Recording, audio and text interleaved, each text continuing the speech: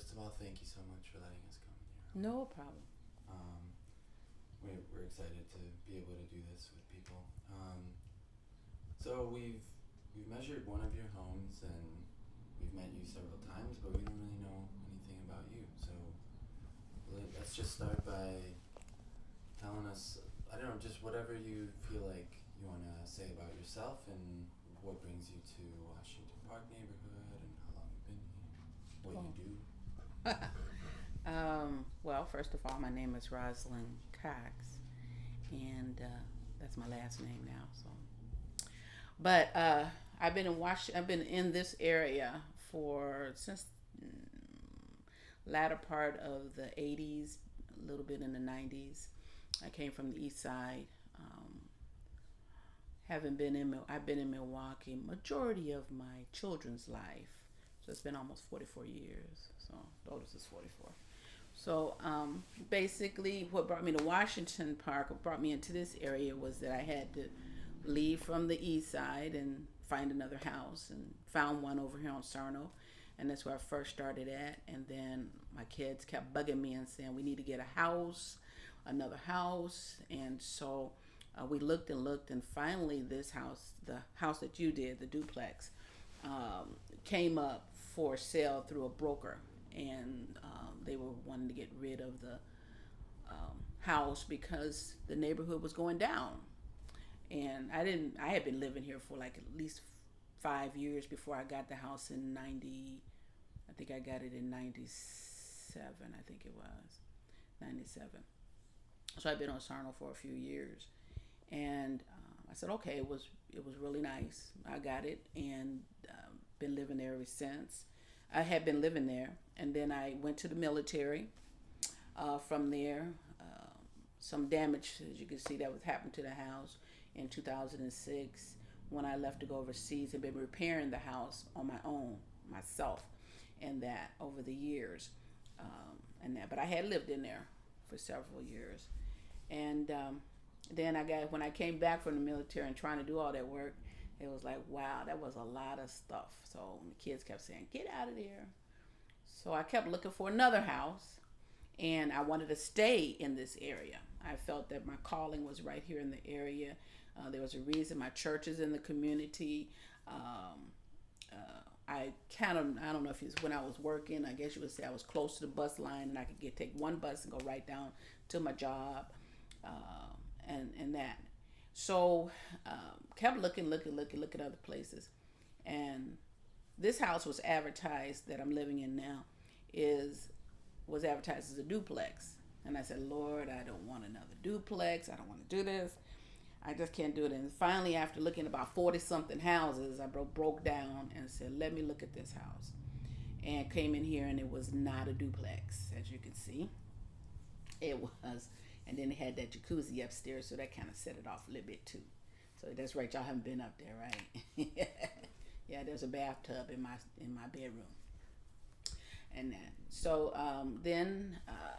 but as time went on, because I'm very active in my church, I also became very active in the community as well. But work got in the way. So since I've been retired, I've been more active in that. But I'm very active with my youth at the church. So when I got involved with Washington Park, the big part of that was they had a gardening day at Washington Park, and we chose little spots for us to plant.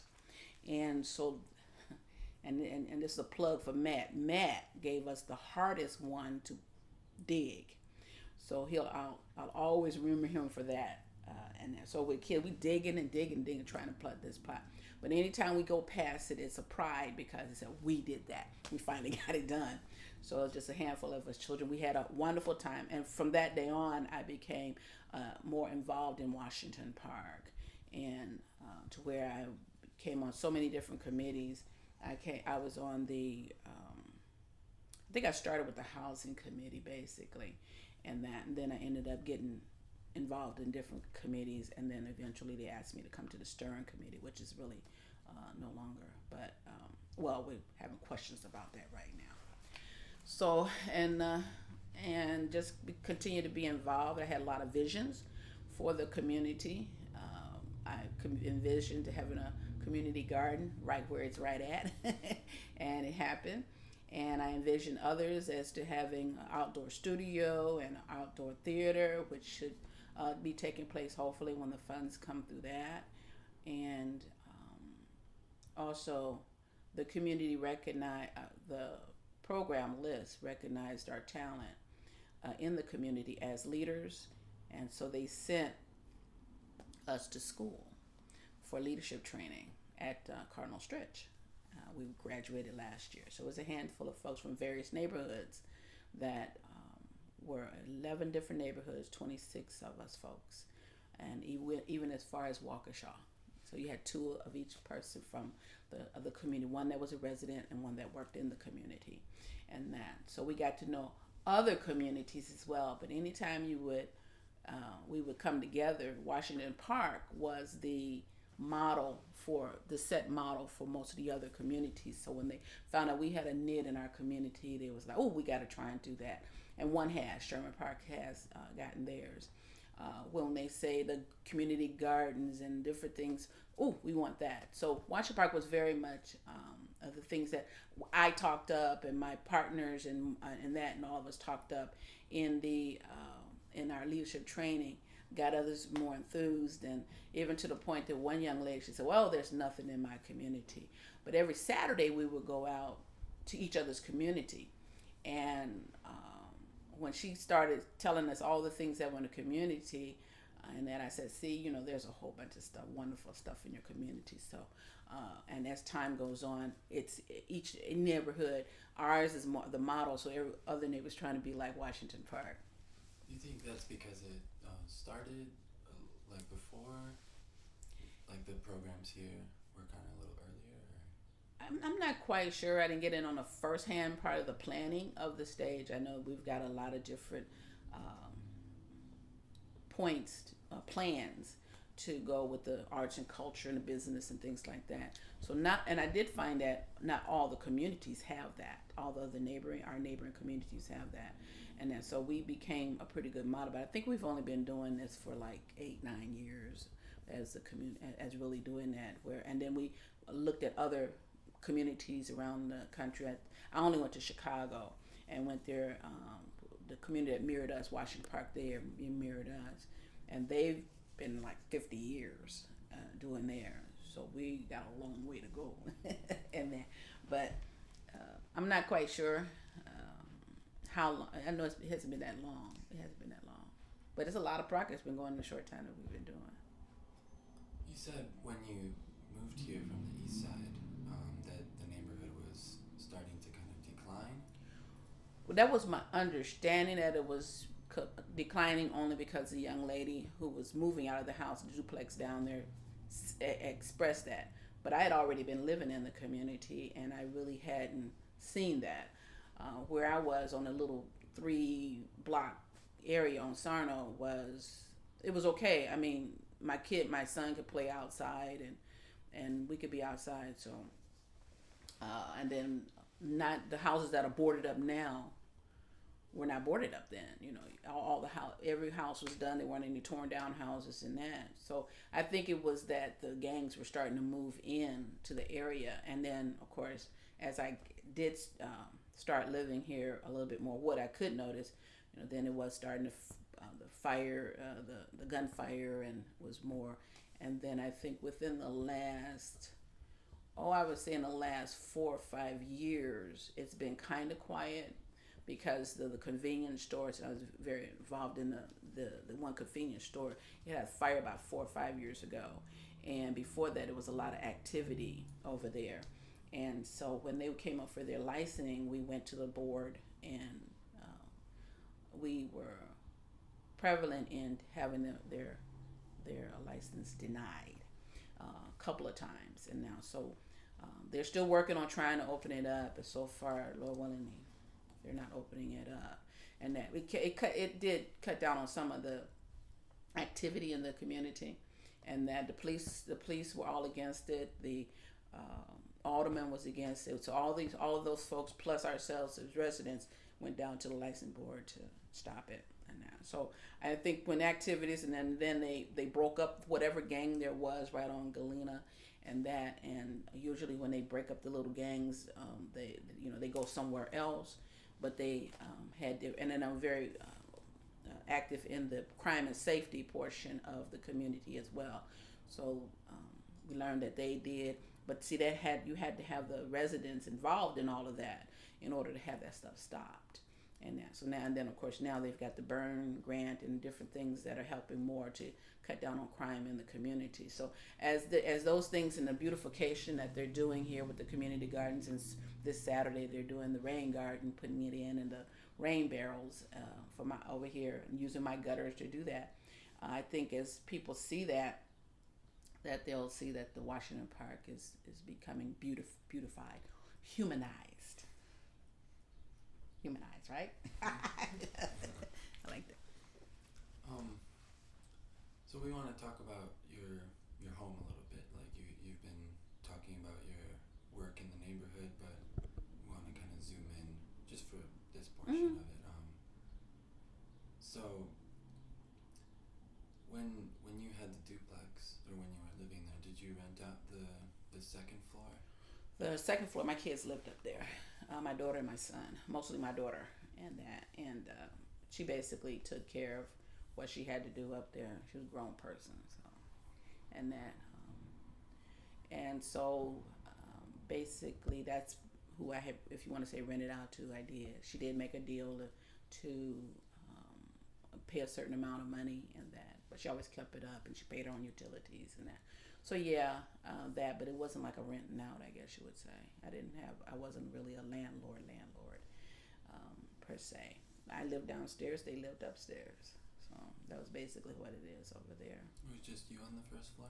Just me on the first floor, and some ex-husbands now.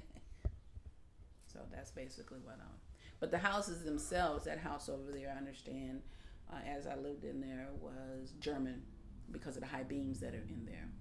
And that I think that one was built in 1910. And then the name of it is the Ray, R-A-E. That's the style that's over there. Whereas this house is Jewish because of the basement and how it's done in the basement, with the bathroom in the basement and the the pantries in there. So that. Yeah, you were mentioning to groups before that there's evidence of activity down there. The evidence, when certain people that come through, like do furnaces, or do some repair here at this house or something like that need to be done. One gentleman mentioned that this is like the way is Jewish made because of the cabinets, so that it's a form of Hanukkah. I think it's the 7 candles, Monar, something like that, and that they would have to stay down in the basement for a length of time, and then they would have all their food, they sleep there and that. So I'm not quite sure what the name of the holiday is, but it falls around like Hanukkah type of a thing. So there's like remnants of a room there? Not really, but the way it's done, like the pantry, then there's the bathroom downstairs, a fully built bathroom down there, and I would say, and then the doors is closed off like rooms in there. So I would say, yeah, kind of like that. It would be, cause usually you don't go down the basement. You got each side kind of closed off, or these kind of open all space. So it's livable. It's livable. If you want to bring a bed or whatever downstairs, yeah, you could just live down there. Probably would be better in the summertime. It's cooler. You know about some modifications that happened? Modifications? Yeah. Here in this house. The other one? The other one. The other house, the modifications? I don't know. I'm kind of curious about that. I think it's a burner out there in the yard. Well, it used to, where you could take your trash or whatever and you burn the old burner. And that it seems like they try to tear it down, but then I'm probably the only one that has one of them, probably in the whole city of Milwaukee. And so I'm not sure what it was, because if you look at the house, it's a Ray. But if you look at the garage, it looks like Spanish because of the brick, the way it's done. out there. So I'm not sure what the whole thing is. Usually the inside is German, the outside looks Spanish. So I'm not quite sure if there were any modifications done there. From the picture that I saw of what the blueprint of a Ray house is, it looks almost exactly the same on there. I don't see any modifications that might have happened in there. The only thing I would have done if I could have, but I kind of like my oil heating, is that the old oil tanks are still in there. But if I could do something where it was modernized to still have the oil, but not those big old tanks in there, that would be kind of cool. But other words, I really, that's an interesting question. I haven't really seen anything that would say it looked like it's almost like the original house. Yeah. You said something happened in 2006 or? Oh, I left to go overseas, military, and when I left, the people that were helping take care of the house while I was gone didn't get in there fast enough and I'm not sure if it was that or just the old furnace, to turn the heat on, and so the pipes burst. And so that was right at the beginning. I left in January and the pipes burst in February. And they said I could come home, but I didn't. I just let everyone try and figure to do. My brother was taking care of it, but my brother was living in North Carolina. And so he was coming back and forth, and he didn't know a lot to do with it. Plus, I didn't realize at the time that he was actually very sick and dying. So, and when I came back, he did die and that. But he tried his best to do what he could when he was coming back and forth several times. Stole my dog, too. But when a dog fell in love with him, it's what happened, and he fell in love with my doggy. So it was good because he kept my dog and that.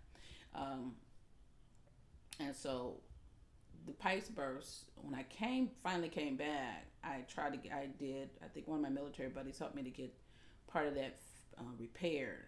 The people who were supposedly helping really didn't do anything. The company, the Brinker company, and they really weren't. So that's why I ended up doing most of the work myself, buying my own tools and everything. So, and then the next winter set in, and it was really bad. But it was a new furnace that was in there, but the heat didn't come on fast enough, or it was too far below, and it burst again. So I said, I got tired of messing with it because you couldn't find out where the little hole was in there.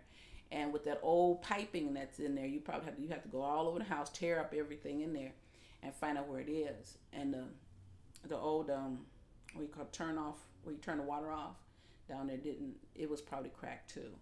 And so I just had the city shut it off. So it's been shut. The water's been shut off ever since 2008, I think it was, or 2008 and 9. So at that point, you were already living here. 2008, I bought this house. 2008, I bought this house, and then going back and forth, trying to do little things over there with the floors and that myself. Someone quoted me $45,000 to do my floors. I said I didn't pay that much for the house. I thought that was ridiculous. Then they said, "Oh no, that's right. We don't have a license for the city of Milwaukee." And I actually thought they were kidding when they quoted $45,000, but they actually wrote it down. I haven't found that paper yet, but I'm like, you got to be kidding me. So it was very discouraging. So I just started doing. And when I pulled up a lot of the things that are, I'm pulling up the flooring, and that you find really the old stuff. It's almost like stuffing, like matted stuffing that's in the floor. Like insulation? It is like insulation, but it wasn't the insulation you see today. The little, you can staple it on the wall or something, or staple it on the floor. It's almost like little fuzzy hair, and that was down in the floor. And so I saw a lot of the old stuff that was in the floor as I was pulled up the carpet, pulled up the floor. But the floor in there was totally wonderful, beautiful floor. I don't even know why they covered it up with carpet. So, but I'm upstairs is where I think most of the damage happened. So what I intend to do with that one up there is to lay a wood over wood. So once I start doing that and get back to working on the house over there, that's what the second floor will be. But the first floor, the floor wasn't damaged. So I'm just, that's just take sanding out or getting a nice smooth look on it, because the floor is gorgeous, really. Mother took it up, and then I was able to find the old planks to go into the floor, but it's hard because not every place sells that. Oh, so if you have to go to special places and get it, and that. But when I did find it, I just repaired the little places that beveled up out there, and hopefully sand that down and get it to going to where it looks really like the old real wood that's there. It's really beautiful. A lot of beautiful parts. Yes, it is. Mm-hmm. So, taking care of that home is important to you.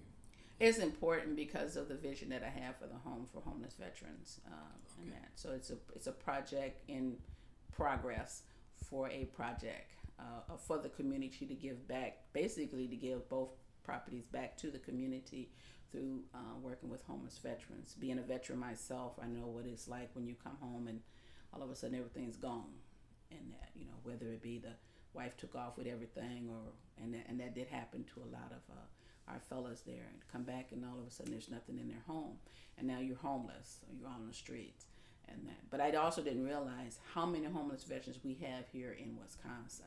We have a lot of homeless veterans, and that, and and most of the time they don't have to be homeless, but because of the things that happened to them when they were in the service, understanding that at a real point when you're out there and you're fighting and you're in a war zone, it's something that happens to you mentally. And I believe that when you know that another veteran is helping you, it's easier to accept that than to go somewhere where you've never been in the service or you can't identify with that person.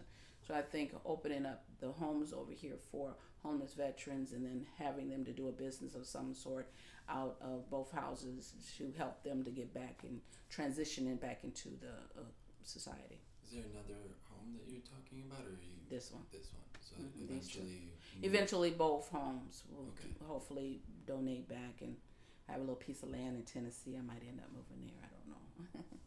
Or at least for the summer. Depends on how the Lord leads all of this, because this year, with you all coming and doing this, and then other things that are happening with the community garden and now the rain gardens and that, the vision is coming into fruition. So it's just wonderful seeing it going, and hopefully that as people pass down 35th Street, they'll see, wow, what a transformation has happened over here. And I think as they see the things that are happening with right now, they're going like, oh, they're getting very curious, and so I'm hoping it'll be even much better as they go with these SNP programs and start tearing down a lot of the homes that are. What's SNP? SNP, oh my goodness, sustainable neighborhood investment program. Okay, not singing nightingales. I introduced that when Mayor came to tell us about the SNP program. I did a little fun joke on him and introduced it as Singing Nightingales in Progress, I think it was.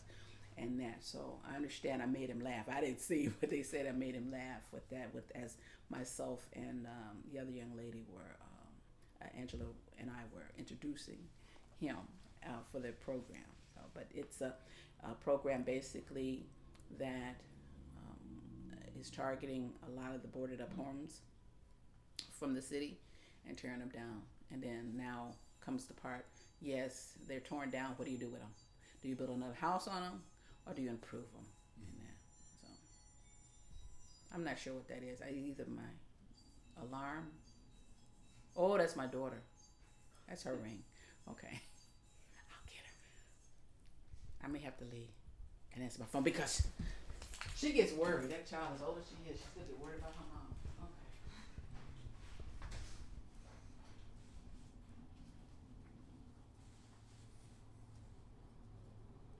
So you get that tickle on your thumb?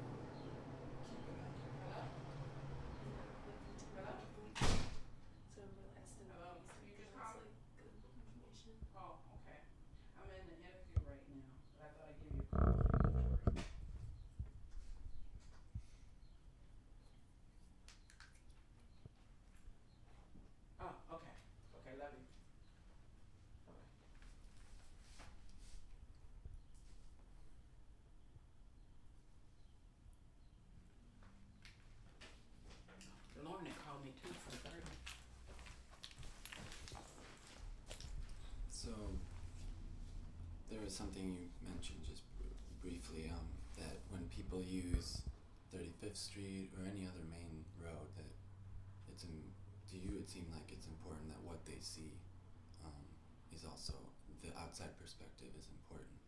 How do you think others see this neighborhood? Oh, they see it as a neighborhood that they don't want to be here in, when they see all of the and hear of all the crime and that I would say that was maybe 6 months ago, and mostly now when folks have seen all the wonderful things that are happening in the park, and the activities that are happening in the park, walk with the doctor, and all wonderful programs like that going on, and the beautiful playground that they're doing. I mean, that's being utilized like crazy over there. They're getting a different perspective of the community, and as they actually see those buildings that have been boarded up for a while being torn down, they say, oh, well, there's something now coming into the community. Something is happening in the community.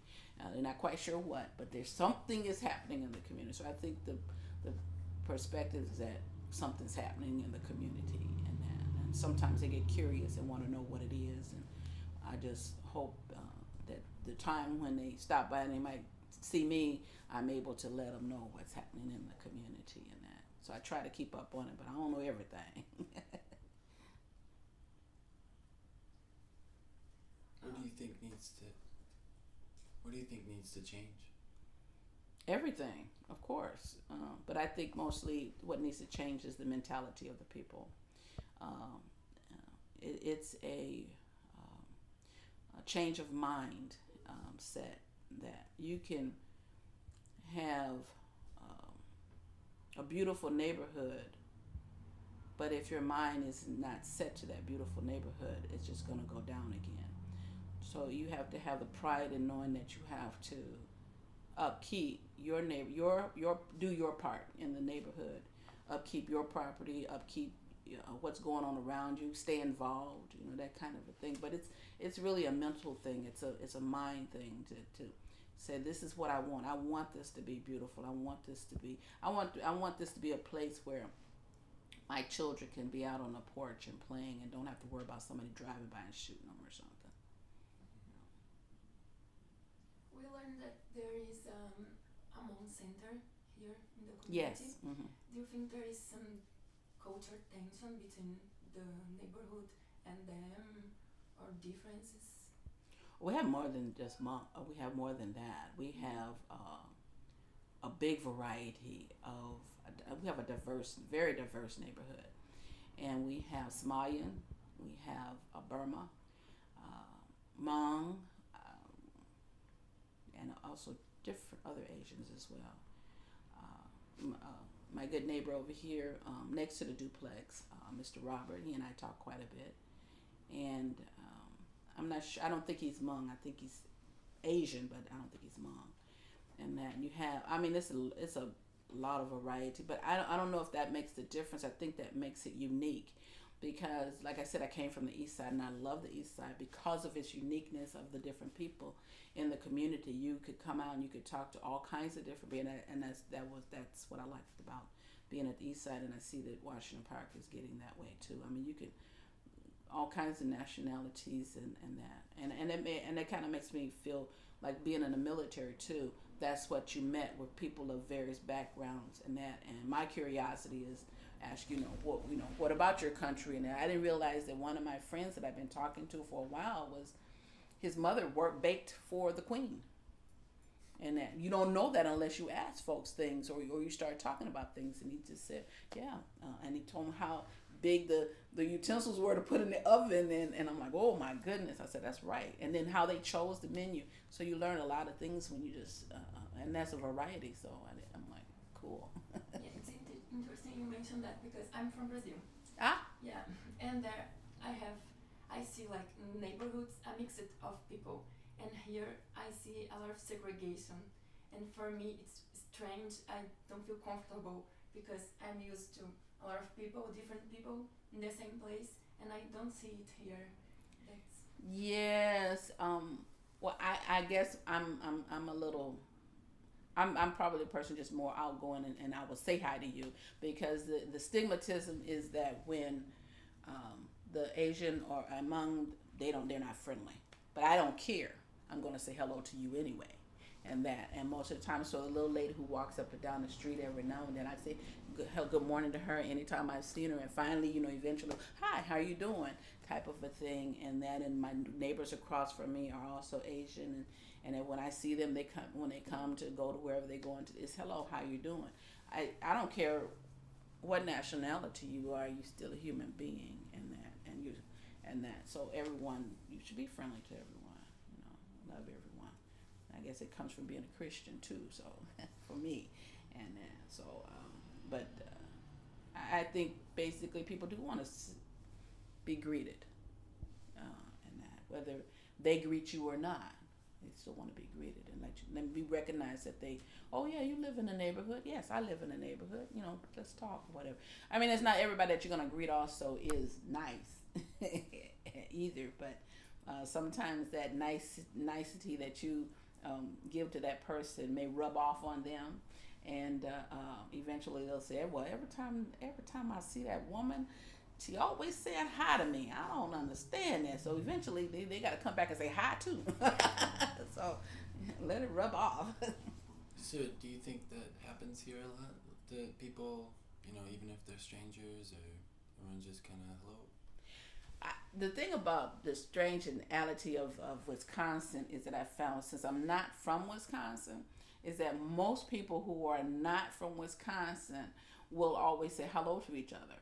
People who are from Wisconsin seem to be more, and that's how it used to be, and that I'm not sure now because sometimes you have to ask, where you from, and then finally you end up finding out, well, they're not from Wisconsin. They weren't born in Wisconsin or in Milwaukee, and most of the time people are born like Mississippi and Alabama, Chicago, different places like that, and that's where you find where people will say hi to each other or something, and that that's how I was feeling. When you start talking to people, then it's like, oh yeah, okay, you're not from Milwaukee, you're not from Wisconsin, and that so. And I never would have guessed you were from somewhere else, even with your accent. I'm messing with you. We were talking about this before the interview. We're all kind of outsiders to an extent. Obviously, we don't live in a neighborhood, and we're coming here to learn about it. But I was born in Russia, and I moved here when I was a child, and I've lived in the Milwaukee area. So I've experienced Milwaukee, and I have a feel for it. But in a way, I'm still an outsider. So and Bridget lives in Franklin, so it's a little bit outside Milwaukee, and so there's all these different perspectives that people can have based on where they're from or what they've experienced, and I think that what we were talking about is how it shapes people's relationship to where they are. So all these I guess ideas about a neighborhood, where that comes from, like, do they experience it or do they hear it somewhere else? And I think what you're saying too is what we did in the leadership training, is that you had all these different neighborhoods and different people coming together, those at work, those that were lead residents in the community, and that's what we were finding. Because one group came all the way from Waukesha, which is totally different than coming to the city of Milwaukee, and you got a different culture there. And so when we came together, the biggest thing that we didn't talk a lot about, but that we needed to talk a lot about, was actually racism.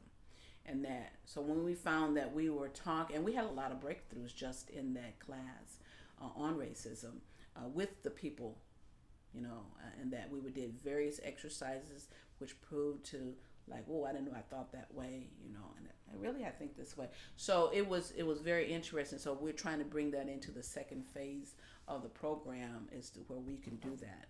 Wisconsin is known as one of the highest places for racism, and that in the country, and so that's not a good thing. and that. So we're looking at a small group here and a small group here, trying to change that. And if people are coming into the community already into Wisconsin with that mentality that says, hey, Wisconsin is already prejudiced, it's already racist, then you're going to have people who are not going to want to talk to you because you're from a different country, or you're from on the south side and I'm from the north side, that type of a thing. So again, we come to the mentality of stuff to try and change folks' mind, and that, not that you will, but if you just one, helps to bring another one in. I'm sorry, I didn't mean to cut you off. No, I was just planting seeds. The other person we interviewed is a Hmong youth, actually, and so we wanted to kind of come back to that. What do you think the relationship is between the Hmongs and African Americans and other groups in the community? Well, from sitting on the boards, different boards, the Hmong, and I'm not sure what the name of the group is, but it's like HAA, something like that. HAFA, yeah. There you go. HAFA sits on the board with the housing committee, so that's very close as far as in that. And then I believe we had this was a mayor's walk. We did a mayor's walk from their center. So when we did the mayor's walk from the center that they have right up here on Valise Street, we saw another different light of that. So I'm not sure how they sense us and we sense them. I'm only one person in the community. Like I said, my personality, I'm not, I don't consider myself as a black person. I am a person. I'm a female. I'm a child of God. That's what I consider myself as. And then, so my perspective of people is different than other people's perspective of people. As far as I know, it's a beautiful spot over there. They have that community center. It's beautiful. And then the work that's been done there. And as far as I know, the people are beautiful themselves. And that, and I guess the only similarity I would say is that we are very colorful. We like colorful things and that. Same as the Somalians, they like the same thing. Because the Somalians live right across the street from us, from the other house, from the duplex. The blue house is theirs, and where they live. And so I can't really say what each culture does. I just know that I just feel that if you're having any difficulties with anyone, I don't necessarily believe it has to be a racial one. I think you just having one with a person who just has a bad personality, or you having a problem with that person. I can't see bringing that person's nationality into it.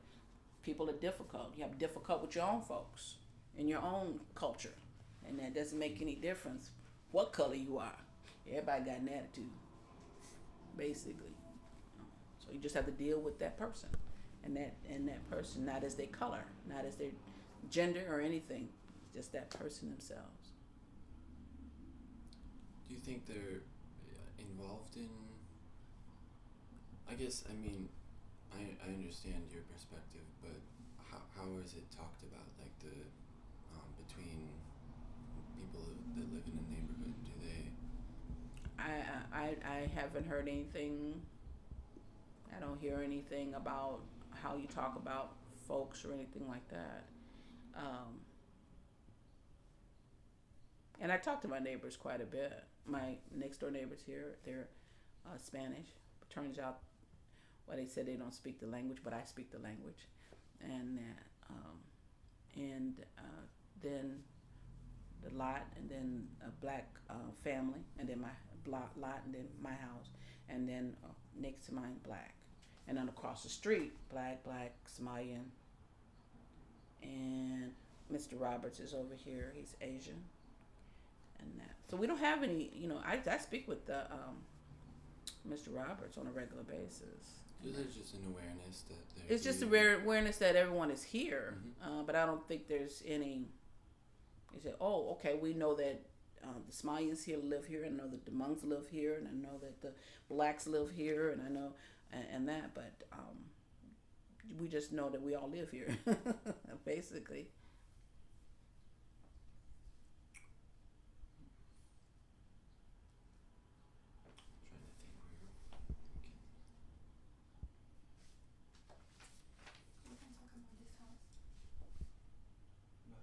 house.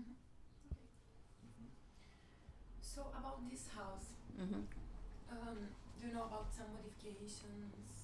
This one, yes, I know. I've seen modifications in this one. Like I said, they advertise it as a duplex. So we've been trying to find out where this duplex thing is going on in here. The basement was one thing, but when you're here on the first floor, when you start going up the stairs, you can see that the stairs were modified. You see the old portion of the stairs going up, but then the railing, the banisters, is quite different. And then when you look up to go upstairs, you can see where possibly it was a wall or something, or where it was I don't know, maybe an upstairs, and then you see where there are pipes upstairs on the second floor that really shouldn't be, but apparently there must have been either a kitchen or something. And then the other modification is the one bedroom had a door, and it had a balcony. It had stairs that went out into the ground, down to the ground floor. So he modified that by putting a window in there, and so that was one on that one. And then I really sincerely believe that there was one of those outdoor sheds that lead into the basement. Before, when they redid the because since I've been here, the Habitat redid the basement because it was leaking, so we redid that. But before they did that, there was and he put the one who also did the house, remodeled the house. He did the windows, and you can see they're oversized windows, and they look like you just pull them out and then you just had to block them in. But that one portion in the backyard looks like there had been an outdoor shed, them old ones where you go in and you pull the doors open, wide open, you just walk down into the basement. It really looks like that might have been there at one point, because the bricks that were out there were still bricks sitting outside that window on the ground, not at the window, but on the ground where they were in there. And that, so I'm like, it looks like that might have been out there. And then another he built a garage out there too, so it wasn't a garage there at one point. And the attic was covered. It's a finished attic, if you want to say that. It's a finished attic up there with a cedar closet. The old-fashioned cedar closets where they, the rich ladies would store their furs and that. So there's a cedar closet up there, and it's the same original closet there. Flooring too. Come think of it, yeah, the flooring is the same up there.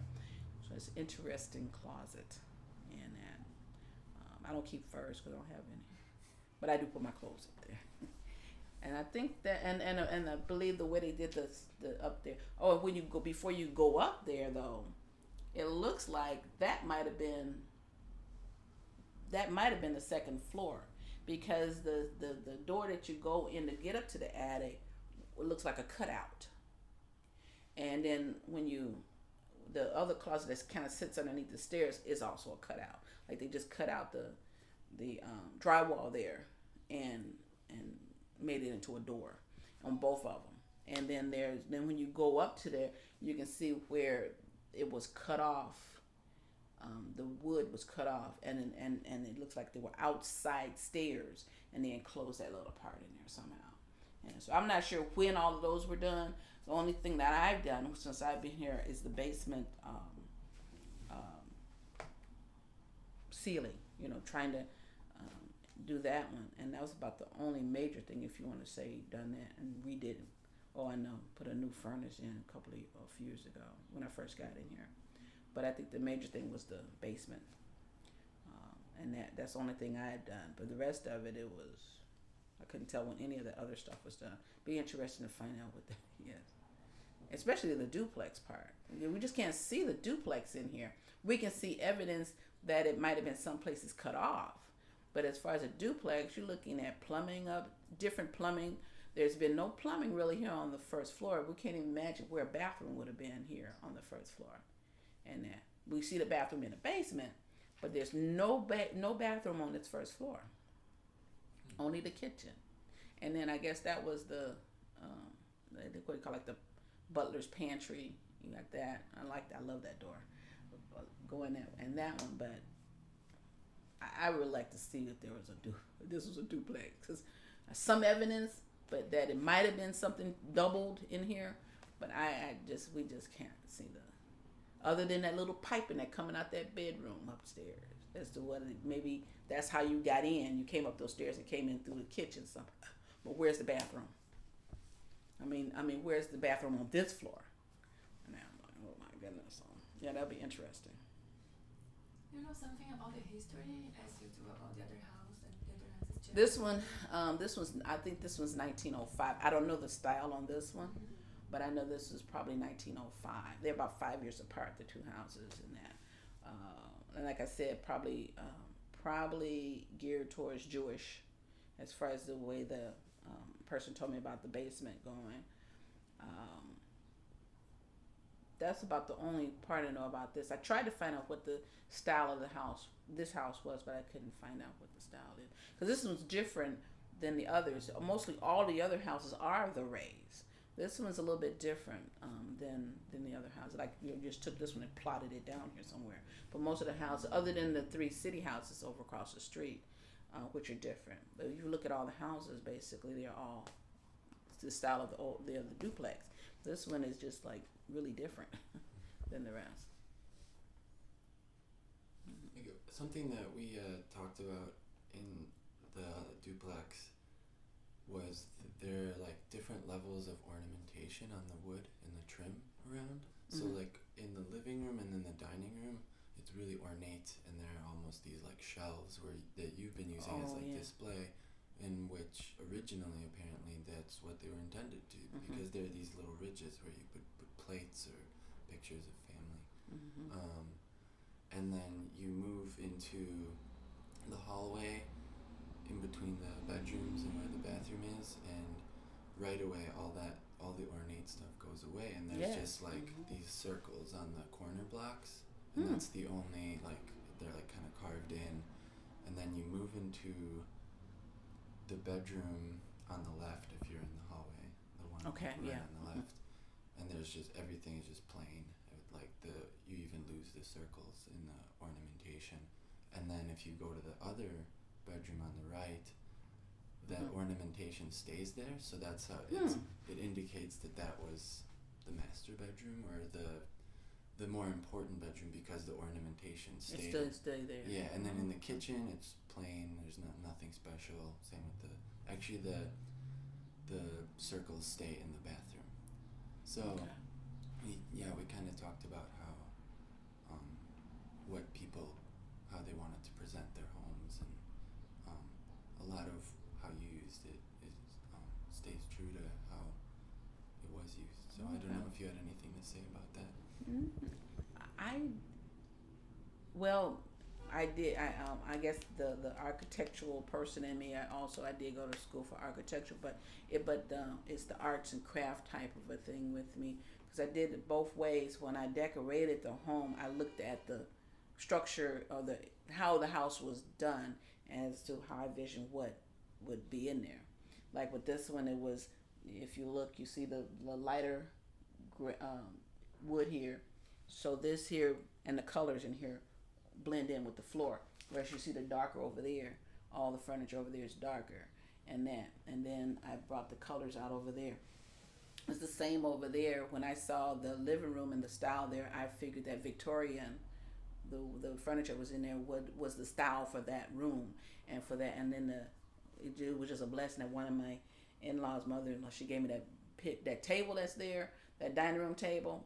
It's much larger. I mean, other pieces are somewhere else, and that fit in there almost perfect for the style of the house, and that. So I guess it's just a natural thing with me, is to how I see the house as what I envisioned for it to be in there.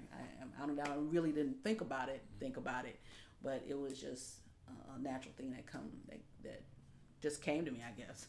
Was that more for you and your family to consciously put furniture in one place, or were people coming over so you wanted to present your home to the public, or was it more of a domestic thing? It was more. It was more me and how I wanted how people perceive how they came into the home, and that it was. I wanted to be friendly and comfortable, and the style, friendly, comfortable, and stylish.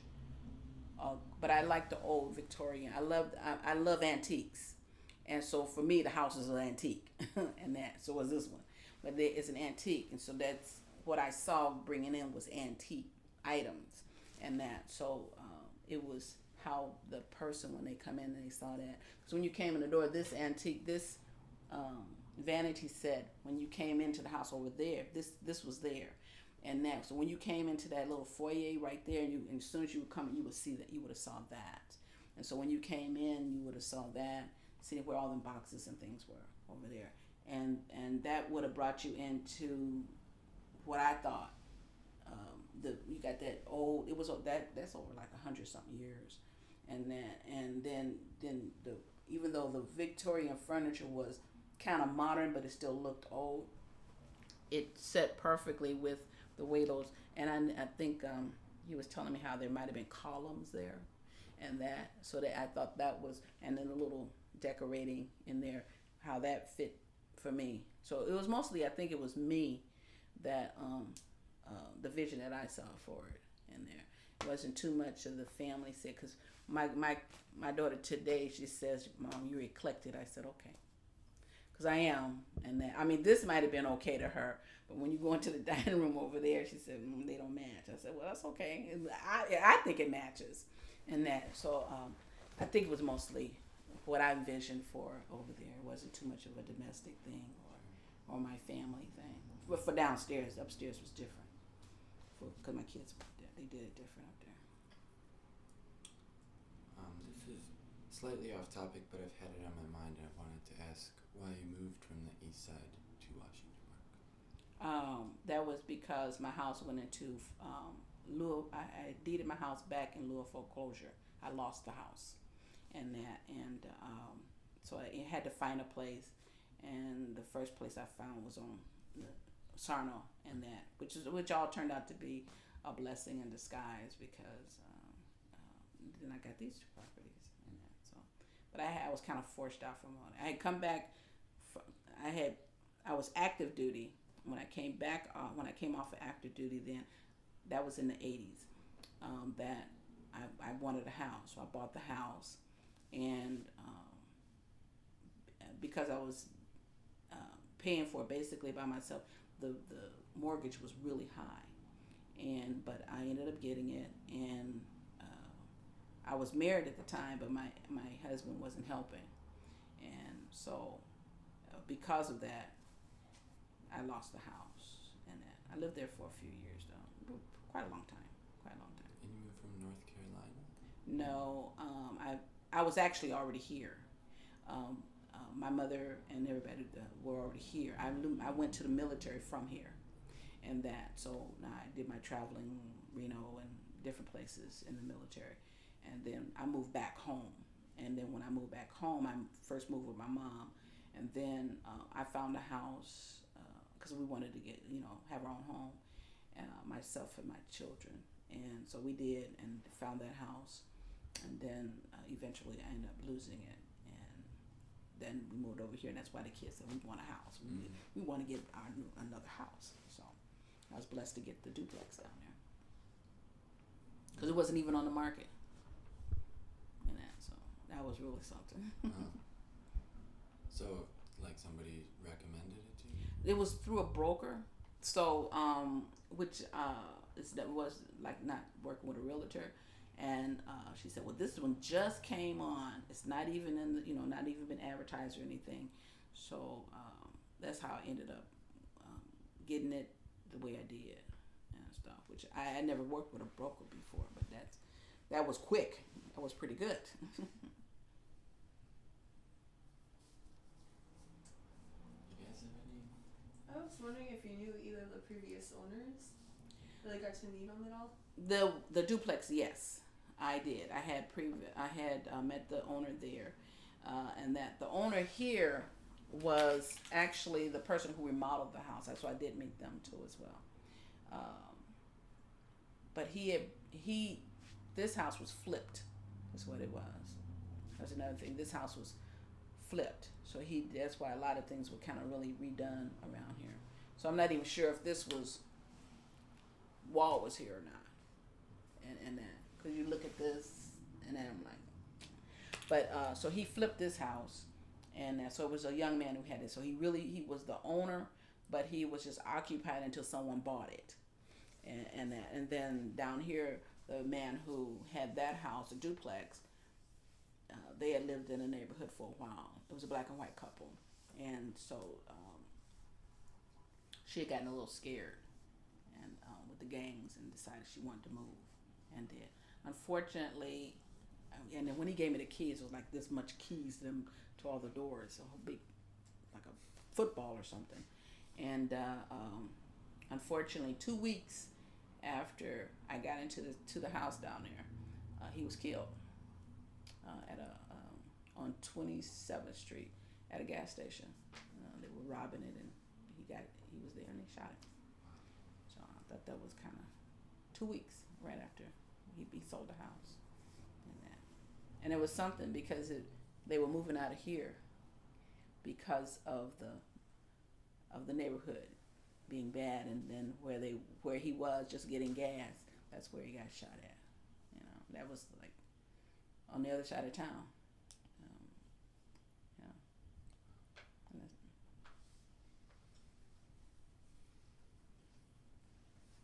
Did they tell you any stories, like, as to why they're leaving? Because we're kind of, like, looking for stories in our documentary, like, stories of events that occurred, like, in their time here, because we're kind of trying to do, like, a little history of this area as well. Of who leaving? The previous owners, like, of the duplex or anything, so you said they're leaving for... They left because the community was getting dangerous for them. They were, and then I can't remember what their names were. But mostly they had been in a community, I understand, for like 25 years. So they had been in the house, I believe, for about 25. They raised their children there, and then as the gang started moving in, they wanted to move out. So that's why they moved out over there. But over here, I'm not sure why not the young man who flipped the house, but why the other people who were in it. Because my understanding, this young man bought the house from a lady, but I'm an older lady, and somewhere in the back of my mind or thought or something was said that the lady who had the house was well known and had a business. But I'm not sure if she was part of CARES. They're trying to tell me she was part of CARES Chocolate, which is out there. So I'm not sure if she really was a CARES owner or not. And that's why I really wanted to know who actually owned the house before him, because I can't consider him the actual homeowner. And then, because he only stayed in the house, I believe, for maybe a year or so. Just long enough to, he was just here kind of protecting the house in order to sell it. He was actually the realtor of this house. And then he ran a business out of here, but I also think he was kind of a scam artist too. So I think he was. Some people kept calling here afterwards and threatening him. Because my number, and calling for him and that. So it was threatening him because this was not the first house he flipped. He flipped other homes. So he had some kind of geek investment or something was the name of it, and then when certain things I wanted to know about, he never showed up, and a lot of the paperwork still shows up here for his like taxes, and he doesn't come and get it. So and so a lot of people can't get a hold of him. So I think what he was doing was running a little business scam and that going on here and that. So there was other reasons probably why he had to leave. Too. But I'm not. What I wanted to know was the person who before that, who actually had the house and what her history was in this house, and that. So 25 years for that one, but that still doesn't go for the 75 some odd years before that either. And then what the community looked like, it's interesting what it looked like beforehand. I know Dave, he had from Amaranth, he had a map of how the community looked before all the railroads and the highway, and the highway came in. So where apparently, I guess there was a railroad very close to here, probably Lisbon or something. And so it's a lot of history in here, and it's kind of curious to know what all is. This is all really a big answer to prayer. I'm like, what is going on in here? And it used to be, and I talked to another lady who lived back here, and she's I don't think you're going through her house, Janice and Mr. Henry, but she was telling me about how different things. I remember the tavern that was here, and he had a liquor store, and then a tavern liquor store, and then finally it got torn down. That's where the school is. And so there's a lot of different things. I remember when I did live down here, where the corner right here next to here, used to have like revivals going on. Man would come and they would stay out there, and they would have a church on the corner. And I said, well, and I'm thinking that when I got this house, I'll be next door to the revivals that are going on. And I wouldn't have minded, but they never had them afterwards. And then they put the community garden in, which was fine by me, because that's what they kind of needed over there, was something to beautify it. And I envisioned a community garden, and that's what it did over there. So is this home to you? Do you feel like where you live you can call home? In more ways than one. If you knew why. That was a lot of not nice things happened there. I had 2 ex-husbands, and both were on crack. So I had another history in the community too, as far as that. And so here, just me and that. So I have my little kids that come in here, and they might see a quarter or something on the floor, and they say, "Oh, it's a quarter, Miss Rosalind." I'm going like, "That's okay, just throw it back on the floor." She said, "Why?" I said, "Because I can." And then over there I couldn't. I had to hide everything and stuff. So this is a more sense of a freedom. And then to say that too is that before I left from over there to go to where I was in the desert and fighting in the war, that was a vacation compared to where I was from being in the house over there. So tells you how much I like this house. Okay.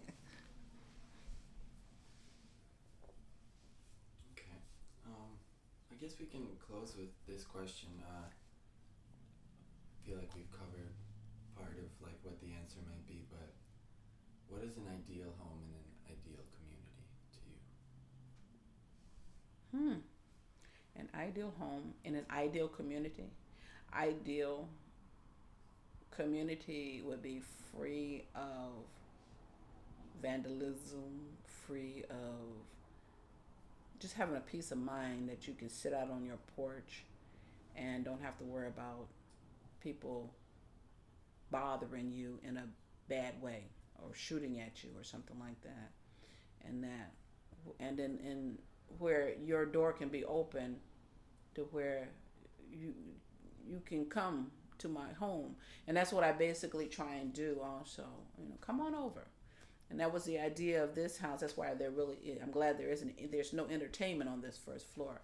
So when you come in here, you come in to where you can sit, relax, talk, and that. And if you want to have entertainment, you go upstairs. You want to do something, you go down in the basement, and you do that. But to where my home is open just as, and hopefully as my heart is, to people. And that's what I want that to be envisioned for me. And that's what I think every home should be too, where you can walk into the home and you at home every time you walk into a home.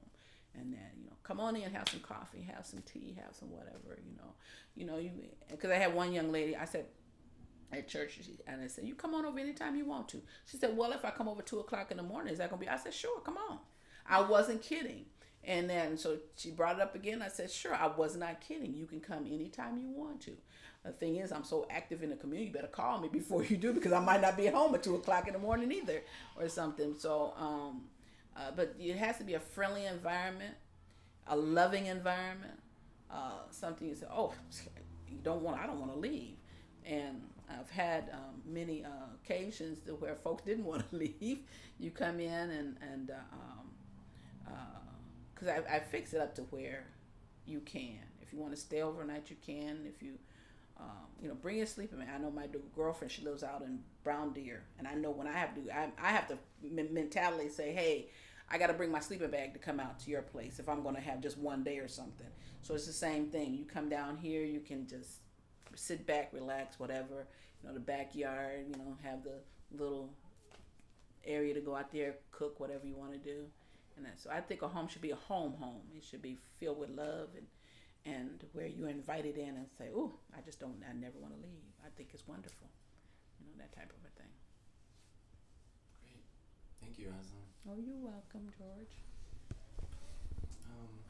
Do you guys want to do a little bit of a tour just to see some of the spots that you were mentioning about, like the piping and because it's kind of interesting that it used to be a duplex, but now it's a whole house. Yeah, and I think you'll see. Yeah, sure, you can come on. Cool, yeah. I think I'm clean. I think my house is clean. I'll catch up. If not, don't worry about it. Is that what our interview too? What we're doing? Or you gotta interview me again? I might. I have your email, so I will shoot you an email if that's okay. Okay. You asked me to email you something. Did you get it? Yes. Okay. And thank you so much. I'm just wondering. So, actually, I got projects going on there. So my living room is kind of my craft room right now. Although I have a craft room in the attic. So that's what. And I was telling you what this was. See right here. When you go upstairs, you'll see that's where a door was, and then they had stairs that come down. So you'll see that. And it's our 56th church anniversary. That's what it is. That's what all this is, and it's rainbow. So y'all can invite it. So it's rainbow. So that's what the clouds are over there. So I've been doing that. But anyway, this here. See, that's weird. So this right here, that little curve right there, which makes it like the butler portion. So I don't know if this was placed in here. He did something. So when you go up, you'll see what I'm saying. It's like, okay. And you see here, that's where see that little corner right there? Yeah. Okay. Was there a fixture there of some sort? Okay. And then, of course, that's the door that leads into the pantry over there. I got that. I didn't measure this buffet when I got it. I just saw everything. I got everything furnished because I didn't have to do anything to the house. I got it furnished, and that thing fits in it perfect. I built all of that. Oh, yeah. So first floor.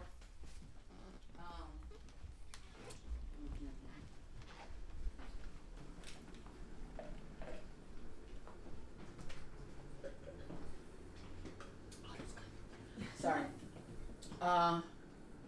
He put those cabinets in, and these cabinets. I extended it with that portion over there.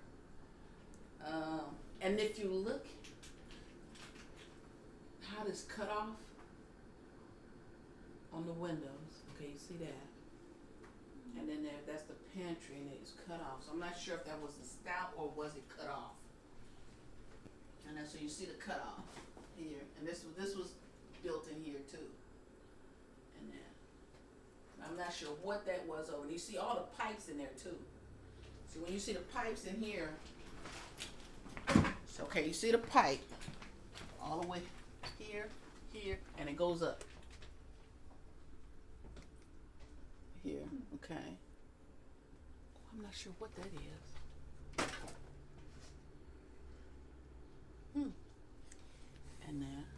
And this also looked cut off, and there was a swinging door apparently in here.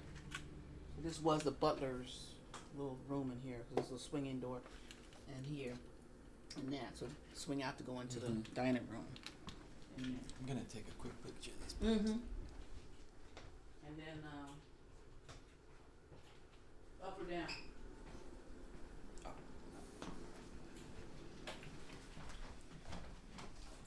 careful coming up the stairs. So this must have So been now when you look at this, you know, was not here. And that was not here. But when you look at the floor, you see the stairs. That's original. That's different from this. Yeah. See the difference? So this was put in here. Oh, see that right here? See how it looked like it was cut off underneath there? You have to go under there. You see how it was underneath? So that looks like, so all of this is not. This was cut off from something. And I'm not sure what all this would have been. This could have been cut out here. I'm not sure. But this and that, those railings are new. Or there's not the original. Do you have any idea when they were put in? Mm-mm. When I got in here, all of this stuff was done. All I had to do was put furniture in there. That's it.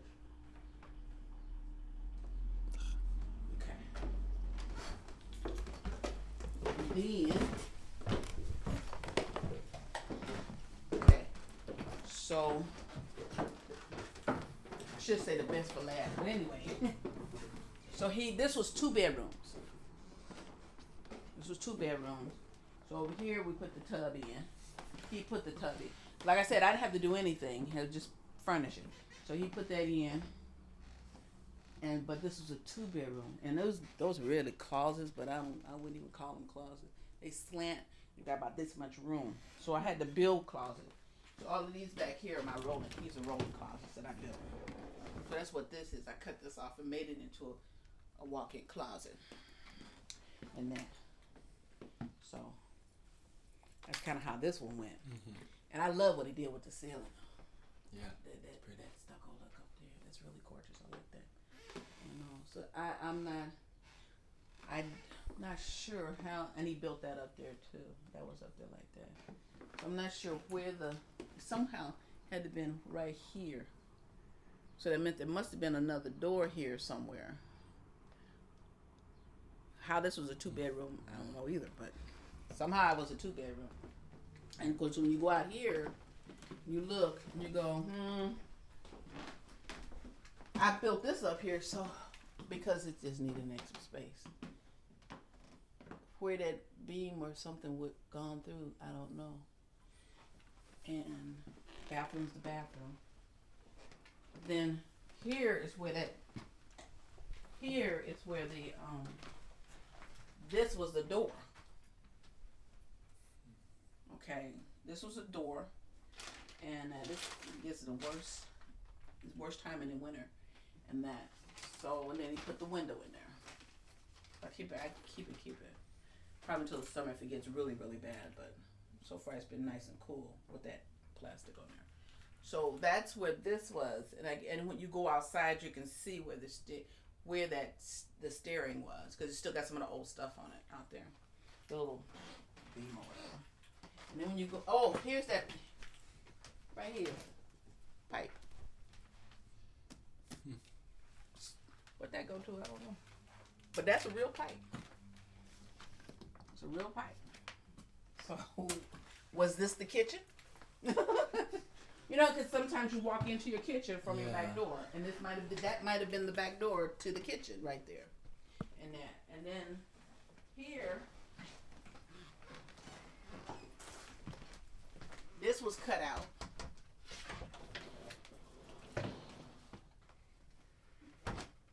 You can tell that was cut out, and then you can see the stairway from here and there. This little closet thing cut out. And you saw the stairs. So this was either built in here or cut out. I would say mostly it was built, because then when you go in here, you go upstairs. And this is like a slant, go up. This appears to be the outside, the stairs. And that. So when you go up, you see this?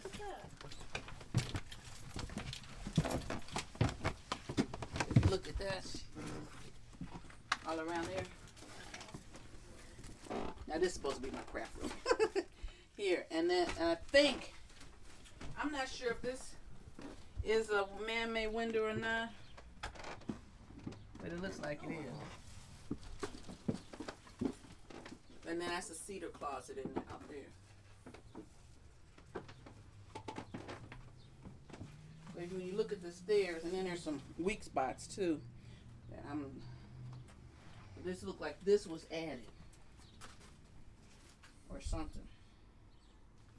Cause this is cut off. This is the original right here. That's a cut off. Like they opened this up and came up, and like this came up even more somehow. And maybe this was a second floor. I don't know. Cause there's a pipe right here, but why does it need to go up there? There. Yeah. See, and I think there's something else up there. And there is a window here. No, it is a window. It's a window behind here. Oh. So what he did, he enclosed it. So there is something behind here.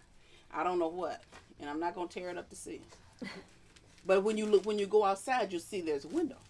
Oh. Mhm. Yeah, and why? And you're right. Why is there a piping going up there? So was this actually the second floor? You know what I'm saying? This is the second floor. Cause it'd be interesting to see what's up there. Could be another toilet or something. There's a window there. So in that, cause I'm like, I looked out there when I said, "There's a window there," but there's no window over here. Cause it doesn't make any sense. You can't see out there. I wouldn't be surprised if there was a window on the first floor too. That we can't see. So you might have to go backwards down this way. You want to get down.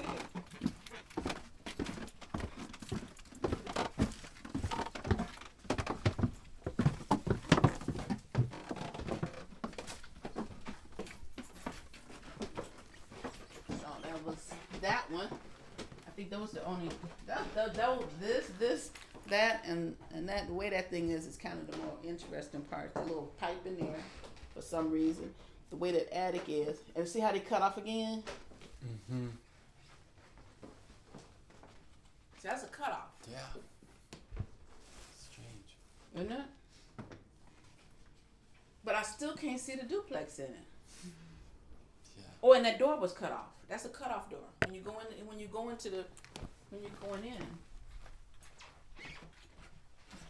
this is a cutoff. That's cut out. And when you look at the stairs here, you can see that looks like an outside or something like that. That wall was placed there. So this will be very interesting. I think the other house over there is more. It hasn't changed. Mm-hmm. This one changed drastically. Yeah. And but duplex. I don't know. You come down the stairs, almost makes you feel like you're coming in a mansion. Now the basement.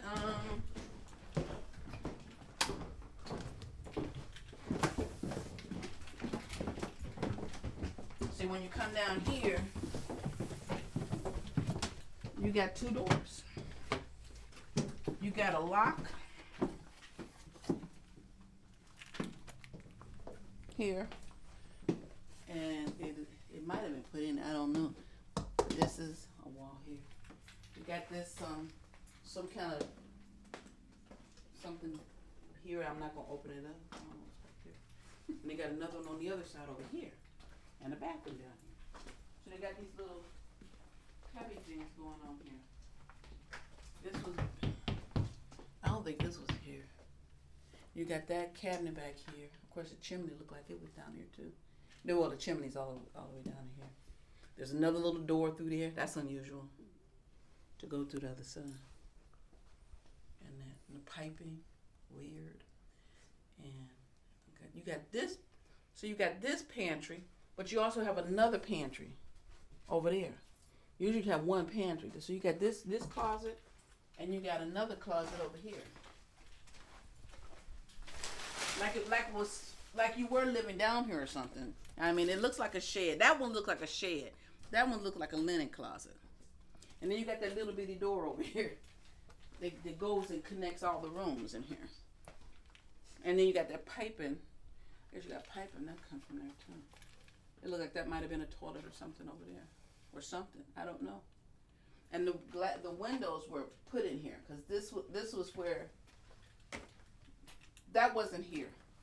It couldn't have been because that where that line is, that's where the windows were. But these are like they pushed it out or something. This is the original stuff, but these windows were put in there like that.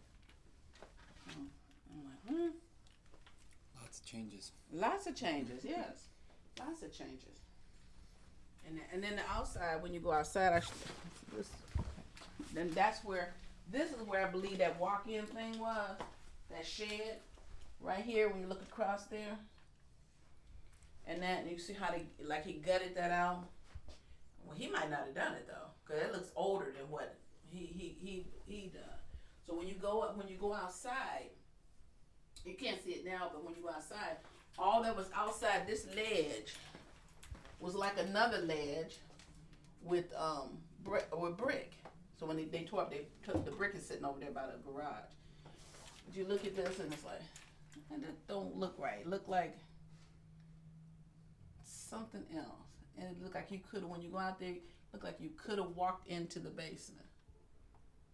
And then something was out there that made it look like you could come into the basement from the outside. Well, that's what it appeared to me. Could be wrong. Yeah. But it looks like it was a major change. I think it was a major change in here somehow. Because this is not, this probably was higher. Yeah, there was some changes done. And oh yeah, because you can see too where that slants. So it slants in here. The basement's on. This was either gonna be straight across or something. This slants in. So I'm looking. Right. See, and this slants in from out there.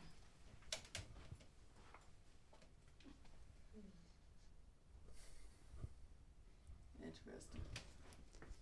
Well, we'll have to see what we can dig up on Yeah. this address. I am very curious.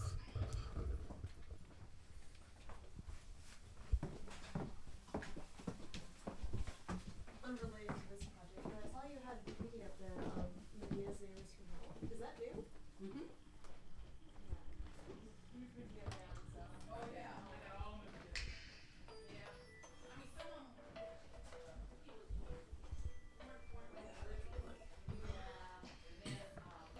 It's too slow. Good.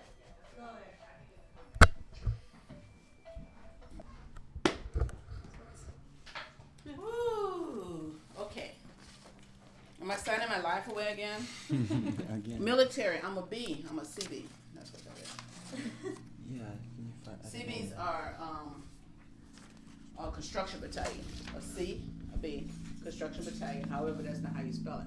You spell it SEABEE, and it's a B is the emblem. When you look at our emblem, it's on one side you got the Tommy Hawk, and the other side you have a wrench. Because the motto is we can build and we can fight. Can do. There should be the two of them. Yeah, that one. Oh yeah, that's ours. I know you can.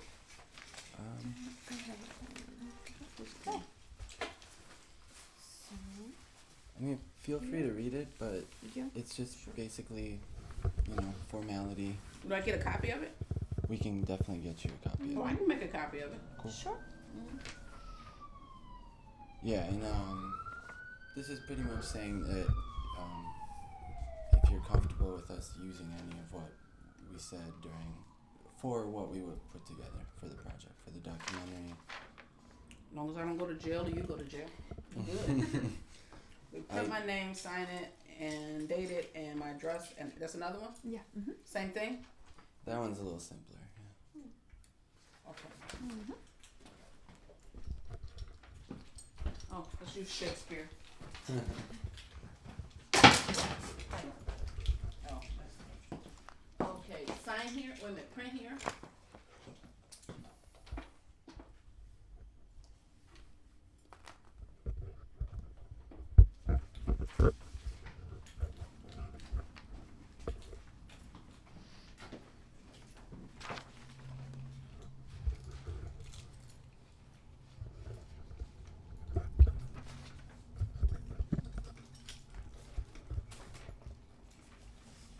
So your guys' next interview isn't until 2. What do you guys do in the meantime? HAFA, it's the Hmong American Friendship Center.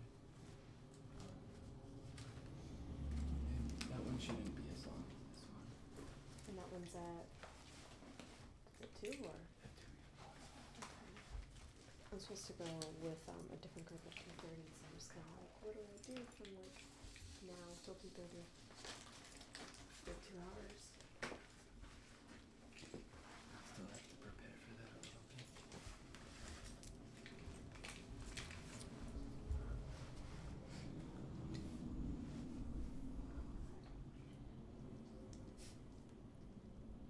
At least this is not a separate file, so if nothing happens, I can just delete it.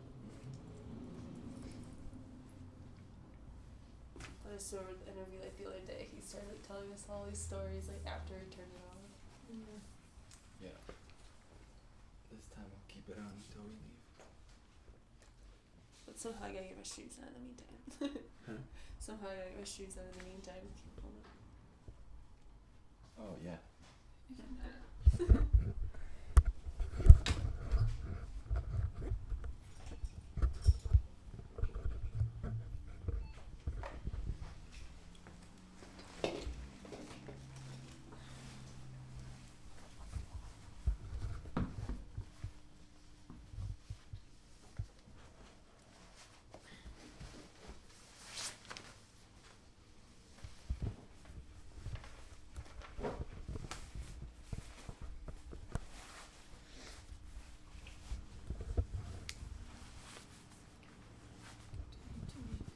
Give it to her. We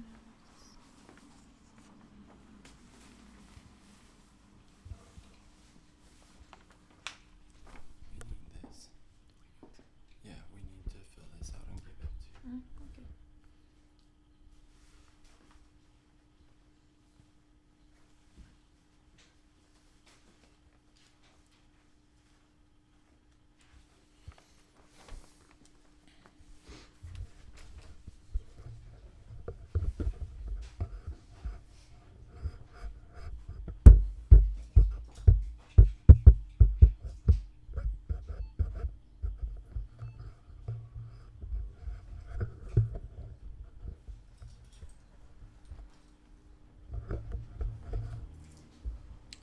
Oh, we forgot to ask about pictures.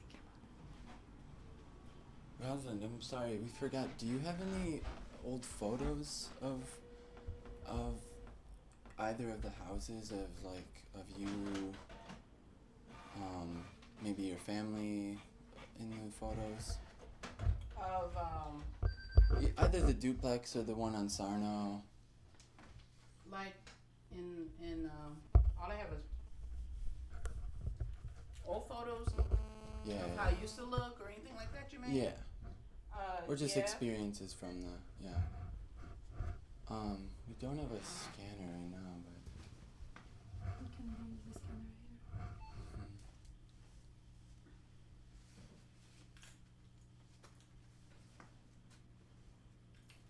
She has some.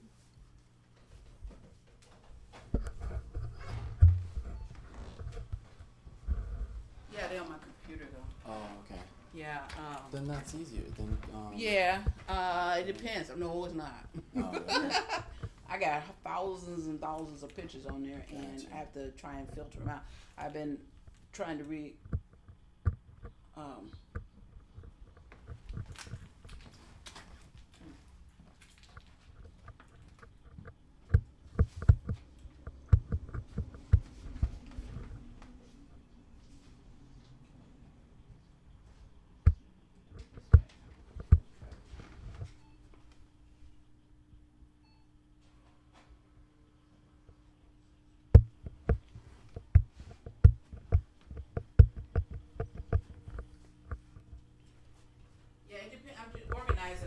depends on what you want as to that. Like, I've taken pictures over there, of course, of how it looked before I started cleaning it up over there, and then pictures before I went overseas, how it looked, you know, in the garage and stuff like that. And then here,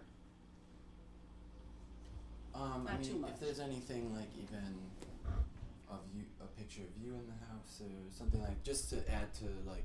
or pictures of me and Or your I'm the one family. always taking pictures. Gotcha. So I'm usually not in too many pictures at all. So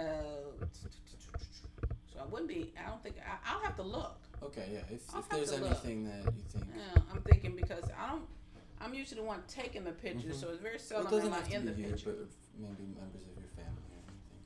Oh, okay. Just Yeah. to add to the story and to kind of bring an image to it.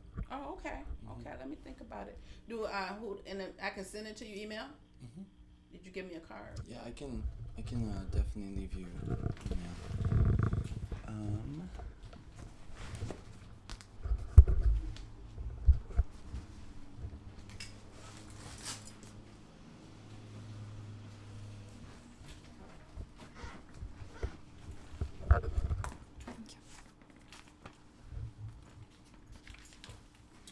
Oh, it's getting down to the wire, and then it starts all over again. I have anniversary this Sunday. I got the van, got the sound system, decorating, Big party. secretary. 56 years. Wow. That's the invitation I gave you. That you're free to come. Oh, okay. Most definitely, you're free to come. And that, so I got more. I'm gonna spell anniversary wrong.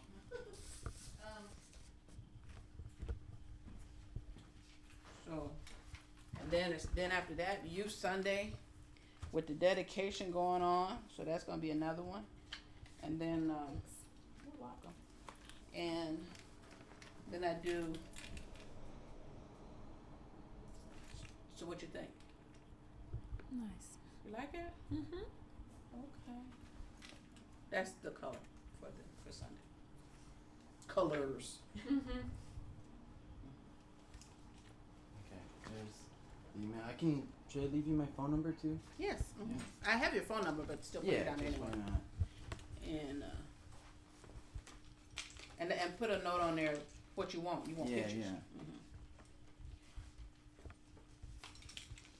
Then after that, we got a tent rally. So if you're still in the community, you hear all the music coming down off of 35th Street.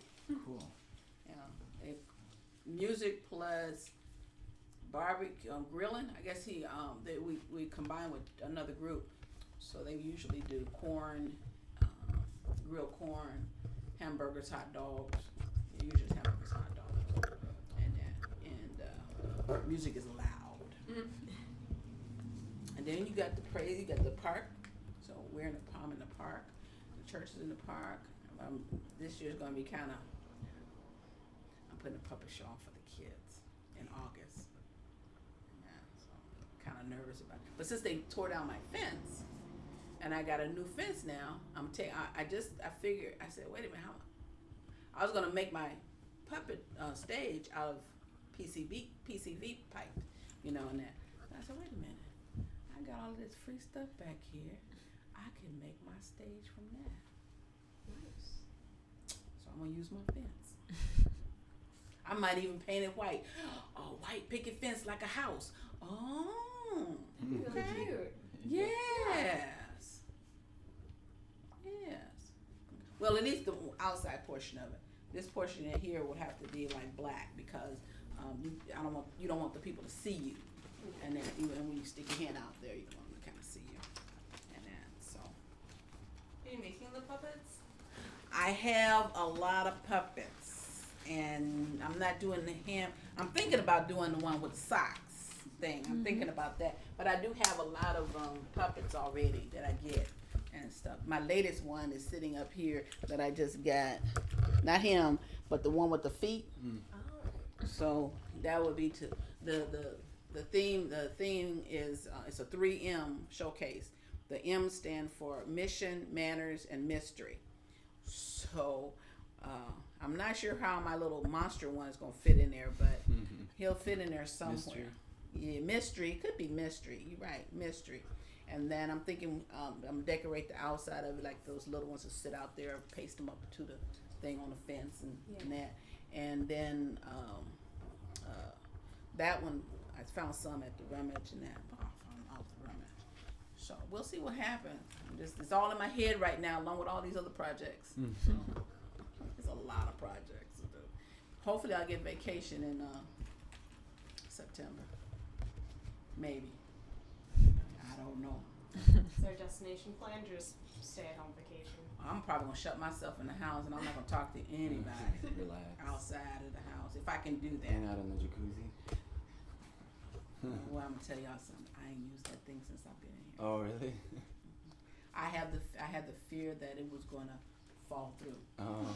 It's an old house, and sure enough, after I think I wasn't in the house that long. Was taking a bath, and I heard water dripping. That's why the light fixture's nothing's on it. The water was coming straight through that light fixture down onto the table and stuff. From the bathroom upstairs? From the bathroom. It turned out that it wasn't just sealed behind it. The man who he flipped the house and he was not into insulating and caulking. He wasn't into that at all, apparently. So that happened. Then got it fixed. Almost a year later, same thing happened again. So Habitat really did a better job on it this time. And that, but I just never do it. But sure enough, that's right upstairs, and it was coming downstairs. So I have yet to use that jacuzzi yet. You know, I still have that little vision that crashing down into there, and so I'm not really, if I want to take my life into my hands at that particular time and say, Laura said, you weren't supposed to use the thing, so when time for you to come home. I kind of wonder why they got that trash all on that yard over there. Yeah, we've been seeing some of that stuff. But usually they don't have anything over bags. There. People have been putting bags up on there to collect the trash. I knew I've seen some back here, but that's unusual. Usually there's nothing over there. Huh.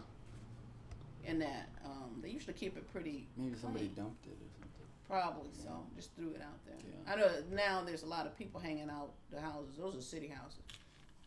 There've been some people hanging out and stuff, activities, probably, and that. And day before yesterday was a nice hot day. Yeah. That was the last hot day before the rain started pouring down. Okay, well, we have the thing for the microphone over there. And anything else? If something comes up, we'll keep in touch. But okay. You said a lot of really awesome stuff. Oh, I talked too much. No, you're great. Yes, we. Well, I hope you're having a really good time doing all this with the other houses and everything too. So this is, for me, I know it's exciting, and I think, and Dave, the same thing. He's very excited about it, and then I know at least the two of us, and we took a survey. We're in a crime meeting on Monday night, and it was like almost every hand in the room shot up in the room that y'all were going through their homes. So, and we had two students were there too, and Mr. Sen, S-E-N. Yeah. He was there. And that, so it was really cool. How many people are there? Pretty much everyone. Cool. I didn't realize it was that many people at that meeting, at the crime and safety meeting, and that who actually were having this done. So that was really cool. And that, because we're trying to get the prostitutes off the street. That was part of the meeting. And that. So you see that when you're out here, I'm sure you're seeing it. It's like on North Avenue and Lisbon. Those are the main two streets, but they're getting. And they said they did it right next to my house over here too. I didn't realize that. I knew there was activity going over there, but one of the young men wanted to tell me that it was all they were doing was doing cars and stuff. So, and I'm not there all the time, but I know there's a lot of stuff that happens there, and I know the owner is a young man, and so usually when they see me, they're very respectable. So I don't see all that stuff that they're seeing. I know at one time I did see some ladies out there, but I hadn't seen any ladies out there in a long time. And then there were dogs. There are dogs out there. But in other words, so they raided the house. That's why it was boarded up. And then I said, what? And I thought it was under that SNP program that they were going to tear it down. And then now they're back over there again. So and we talked to the city and district attorneys and stuff about it. Chris and Miss Danielle. We talked to them about them coming back into the house again. And they said, "Oh, that doesn't sound right that they're back in." I said, "That happens every time. Every time you shut down something, they come right back a couple of weeks, and the police just drive by and they don't say anything. They don't come back and do anything else." So I'm not sure how that works. You tell them people all you want to, but until they somehow crack down, I guess they're trying to crack down on the Johns more so than the prostitutes themselves, and that they should have Johns and the pimps as well. It's hard to get. It's easier, as they said, to get the prostitutes because they're there. You see their vision, you see them, and that. But now, understanding the residents are taking note, taking down license plates. Actually, if they're being seen, you say to them, "We don't want that stuff in our neighborhood." So now that's a resident saying, "We don't want that," to that person who's doing the activity in the community. And it sounds like that's scaring them more so than shaming. The shaming doesn't work apparently. But if you actually approach them and say, "Hey, I don't want that stuff in my neighborhood. You know, you get away from me. Get away from my home. Get away from around here." I think that's what gets them, the attention of them more so than that. Yeah. So they're thinking, and then so far so good. So far that's what is happening. If that resident, that homeowner says, "Get away from my property," and that, but shaming them, putting them in the newspaper and all that, they said they don't even work. Yeah. They just go back to John's. Everybody just go back out there and do it again. And stuff. So something will work. Something will work with them and get it off the streets and make it Change the mindset. Well, I even said, I was in Nevada for 4 years. I said, change the mindset, exactly. I said, I was in Nevada for 4 years, stationed there for 4 years, and you had prostitution. It was legal in Nevada. It's legal. Gambling is legal. Prostitution is legal. However, it was not in the city limits. The gambling was. The prostitution, you had to go out to a ranch. A serious ranch, and they would all go out there, go out there and have their whatever. But you had doctors, it was clean facility, and it was organized facility out there. So I mentioned that to Chris the other night. He said, "Well, no, that doesn't work either." There was no crime. I didn't have to worry about it. Reno was open 24/7. Tahoe 24/7. You didn't have to worry about being approached by anybody or that you lost your money because you gambled. But other words, the crime was you didn't see much crime going on. It was a pretty decent place. All that other stuff was out in the country. You might say. I mean, really out in the country. They were surrounded. I saw a picture of the ranch, and it was like way out here where you got these mountains all around them and stuff. And that's where they go. You have to go out there for that. That's interesting. So, yeah, very interesting. I thought it was, but I don't think Milwaukee can handle legalized gambling or The prostitution. city's not going to pay for that. Yeah. But I don't think they can handle it. Again, it's that mentality. I don't think people can handle that. Yeah. And that you have to be in an area where everyone can handle that. And I don't think Wisconsin is really able to handle that. Yeah. Cultural differences. Yes, right. He was trying to say the sweetest folks were having problems even with the legalized prostitution. So, everything goes bad at one point, yes. But if you look on the overall statistics of the thing, you probably had one incident outside of one bad incident compared to all the other good things that were happening to that. Even legalized. I don't go for it. It's been around since biblical days. Yes, true enough. But you got to do something in order to talk to if you could only change their mind, that would be the perfect thing to do. That would be the perfect thing to do. When you escape to New York, come all over the place. All the criminals over here, prostitutions over here, and get it away from the people who don't want that. But they'll come up with a solution somehow, some way. Yeah, it's not easy. No, it's not. But it's up to you, young people. Y'all figure it out. Well, thanks for passing down your knowledge. Oh, no. Thank God for him. So okay, all right, give my hug. Give my hug. Oh yes. Thank you. Thank you. I'll keep in touch. So we have Russian, Brazil, and Franklin. oh, you Wisconsinite? Yeah. Port Washington, Wisconsin. Wisconsinite? Yeah. Oh, okay. Well, that's okay. My parents are from New York, so they kind of like raised New me York? like a New Yorker. So Oh, Yeah. My parents okay. taught me to say hello. They Down taught the street. my Say parents hello. didn't. Hello? My parents didn't. No one from New Hampshire. No. New Hampshire, you don't say the H. Oh no. Not No, you don't say the H. Yeah, no, my parents, because they're New Yorkers, you don't say hello. Because New Yorkers don't really like care. Is that right? Yeah, because, I mean, you're walking down the street. I went to New York when I was 16, went to a hot dog stand, got a hot dog and said thank you, and the guy looked at me like I was crazy. No. Like, that is their manners out there. You don't look at people, you don't say hello. You know, please and thank you is kind of like a foreign language because people are so in a rush, they forget their manners. Oh my goodness. I learned how to say hello because Port Washington is like a super like Yes. friendly German community, and everyone's like, "Oh, hi, how are you? I know everything about you."